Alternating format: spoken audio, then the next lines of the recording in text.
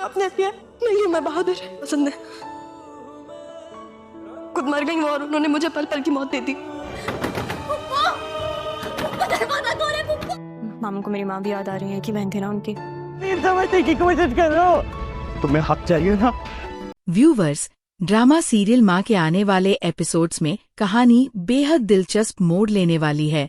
ज़रूरून बतूल के पास आता है और उसे बताता है कि एक बहुत बड़ी बिजनेस डील फाइनल होने वाली है, जिसके लिए उसके पिता के सिग्नेचर जरूरी है।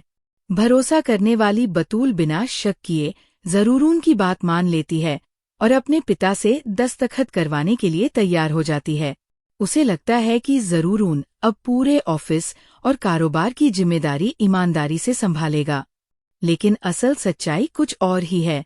ये पेपर्स बिजनेस से जुड़े नहीं बल्कि पूरी जायदाद और कंपनी का कंट्रोल ज़रूरून और उसके पिता के नाम ट्रांसफर करने की चाल है, जिसका बतूल को बिल्कुल अंदाजा नहीं।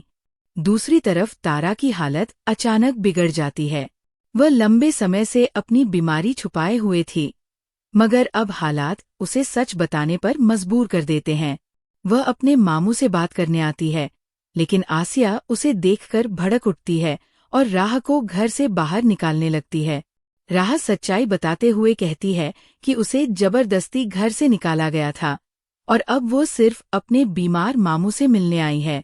इसी दौरान अचानक आदिल साहब होश में आकर उठ बैठते हैं और आसिया को रोक देते हैं।